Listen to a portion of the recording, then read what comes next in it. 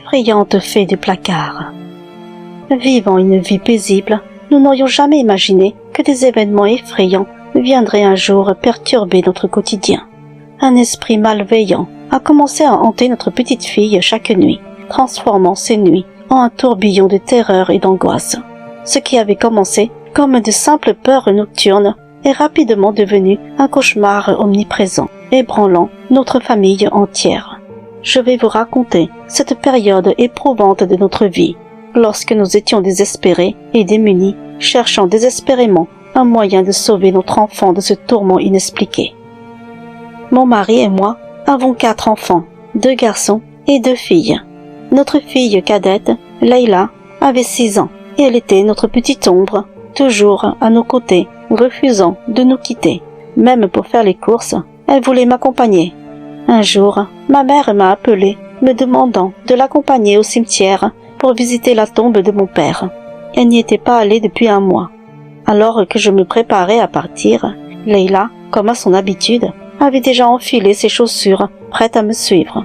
Avec douceur, je lui expliquai qu'elle ne pouvait pas venir, que le cimetière n'était pas un endroit pour une petite fille.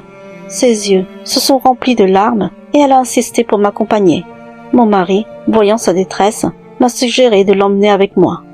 Nous sommes donc partis, ma mère, Leila et moi, vers le cimetière. Devant la tombe de mon père, nous avons passé un moment en silence. Alors que nous retournions à la voiture, Leila s'est mise à pleurer, se plaignant de sa dent qui bougeait depuis un moment. Je l'ai calmée en lui promettant que son papa l'aiderait à l'arracher dès notre retour. Ses yeux se sont illuminés et elle m'a demandé: « Maman, si ma dent tombe, est-ce que la petite souris ou la fée des dents viendra chercher ma dent et me donner un cadeau ?» Je lui ai assuré que oui, qu'en mettant sa dent sous son oreiller, la petite souris ou la fée viendrait certainement. Rassurée et excitée, Leila voulait rentrer au plus vite. Sans attendre, elle a couru vers la sortie. Soudain, elle a trébuché et elle est tombée au sol. Le cœur battant, je me suis précipité pour l'aider à se relever. Heureusement, elle n'avait rien de grave, mais sous le choc, sa dent était tombée. Avec un sourire, je lui ai dit de bien garder sa dent pour la mettre sous son oreiller ce soir. Son visage s'est illuminé de joie et malgré la petite mésaventure, elle était ravie à l'idée de la visite de la fée des dents. En arrivant à la maison, j'ai préparé le bain pour Leila. Elle aimait rester seule dans son bain, alors je suis partie préparer le repas, laissant la porte de la salle de bain ouverte au cas où elle aurait besoin de moi. Alors que je cuisinais, je l'entendais parler toute seule pendant un moment dans la salle de bain. J'ai donc envoyé sa grande sœur pour l'aider à sortir du bain et à la sécher. Au dîner, intriguée, je lui ai demandé avec qui elle parlait. Leila, les yeux brillants, m'a confié: « Maman, c'était la fée des dents. Elle est venue me dire que ce soir elle viendrait me voir. » Pensant que c'était son imagination, j'ai plaisanté. « Tu es sûre que ce n'était pas ton amie imaginaire ?» Elle m'a répondu avec assurance: « Non, maman, c'était bien la fée des dents. » Je l'ai pressée de finir son assiette pour se coucher tôt en attendant la fée. Enthousiasmée, elle a rapidement mangé, puis est allée dans sa chambre pour mettre sa dent sous son oreiller et se glisser sous sa couette. Je suis ensuite passé souhaiter une bonne nuit à Leila et à sa sœur, qui dormaient dans la même chambre, conseillant à Leila de vite dormir pour que la fée puisse venir. Je prévoyais de me lever tôt à 6 heures du matin pour aller travailler et récupérer sa dent pour lui laisser une petite pièce de monnaie. Cette nuit-là, Leila avait du mal à s'endormir, impatiente de rencontrer la fée des dents. Il était déjà 1 heure du matin lorsqu'elle a entendu la porte de son placard s'ouvrir lentement. Convaincue que c'était la fée, elle a fait semblant de dormir tout en ouvrant légèrement les yeux. À sa grande surprise, elle a vu une femme aux cheveux longs près du placard, dont les yeux brillaient dans l'obscurité. Quand la fée se tourna dans sa direction, Leila ferma les yeux, craignant que la fée des dents ne remarque qu'elle ne dormait pas. L'instant d'après, en rouvrant légèrement les yeux, elle s'est retrouvée face à face avec la fée qui se penchait sur elle avec des yeux jaunes perçants. La fée a agrippé brusquement son bras et a murmuré: « N'aie pas peur, je suis la fée des dents. Je vais t'emmener chez moi, tu verras. Il y a beaucoup de dents chez moi. » Paniquée, Leila a tiré la couverture sur elle. Après un moment, elle a osé regarder à nouveau, mais la fée avait disparu. En tournant la tête vers le placard, elle a vu la tête de la fée sortir et se pencher pour la regarder. Effrayée, elle s'est précipitée pour dormir dans le lit de sa sœur. Elle nous raconta plus tard que la main de la fée était glaciale, lui faisant frissonner de tout son corps. Au matin, vers 6 heures, je suis allée dans la chambre de Leila. À ma grande surprise, elle n'était pas dans son lit, mais dormait avec sa sœur.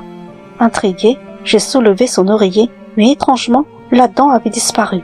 J'ai cherché sous sa couverture, même au sol, mais il n'y avait aucune trace de la dent. Pressée par le temps, j'ai rapidement glissé une pièce sous son oreiller avant de partir travailler. Le soir, en rentrant du travail, j'ai demandé à Leila si la fée des dents était passée et si elle avait reçu un cadeau. Elle m'a répondu que la fée lui avait donné une pièce, mais qu'elle détestait cette fée parce qu'elle était moche et lui faisait trop peur. Avec une petite voix tremblante, Leila m'a dit que la prochaine fois, elle ne laisserait plus de dents sous son oreiller, car elle ne voulait plus voir la fée ni recevoir ses pièces. Intriguée et un peu inquiète, je lui ai demandé pourquoi elle disait cela, expliquant que normalement, la fée des dents est très belle et gentille. Elle m'a assuré que non, que cette fée était effrayante. Troublée, mais ne voulant pas la contrarier davantage, je n'ai pas poussé la conversation plus loin. Ce soir-là, Leila refusait de dormir dans son lit, terrifiée à l'idée de revoir l'effrayante fée des dents qui se cache dans le placard. Pour la rassurer, j'ai ouvert le placard et lui ai montré qu'il n'y avait rien à l'intérieur, en lui expliquant qu'elle avait probablement fait un mauvais rêve. Voyant qu'elle était anxieuse, je lui ai proposé de rester avec elle jusqu'à ce qu'elle s'endorme. Elle a alors accepté, et blottie contre moi, elle a finalement trouvé le sommeil, apaisé par ma présence. Cette nuit-là, Leila a été réveillée par des bruits étranges provenant du placard. Inquiète, elle a ouvert les yeux et a vu que la porte du placard était grande ouverte. Soudain, une voix douce, mais effrayante, a murmuré « Leila, Leila ». Elle a regardé vers sa sœur, mais elle dormait profondément, puis a entendu la voix l'appeler à nouveau, semblant venir du placard. À ce moment-là, la même fée terrifiante de la nuit précédente est sortie du placard. Avec un grand sourire, elle lui a dit « Viens, je vais t'emmener visiter ma maison. Elle est très jolie, ma maison, tu sais. » La fée s'est avancée lentement vers Leila, qui, paralysée par la peur, a poussé un cri perçant avant de se précipiter en hurlant dans notre chambre. Nous avons été réveillés en sursaut, alarmés par ses pleurs. En larmes, Leila nous a raconté que dans sa chambre, il y avait un monstre, la fée des dents, qui voulait l'emmener avec elle. Tremblante, elle ne voulait plus retourner dans sa chambre. N'arrivant pas à la rassurer, nous avons laissé Leila dormir avec nous. Les nuits suivantes, elle refusait toujours de retourner dans sa chambre et a donc passé 3 nuits de plus dans notre lit. Finalement, la 4e nuit, nous avons réussi à la convaincre de redormir dans son propre lit. Cette nuit-là, Leila a été réveillée par un froid glacial. Frissonnante, elle a tiré la couverture sur elle.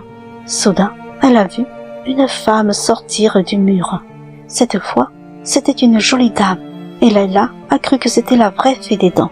Elle lui a alors demandé si elle était la fée qui avait pris sa dent, mais la femme se contentait de lui sourire. Puis, la femme lui a demandé de venir avec elle. Leila a répondu que son papa et sa maman ne voulaient pas qu'elle parte avec des étrangers.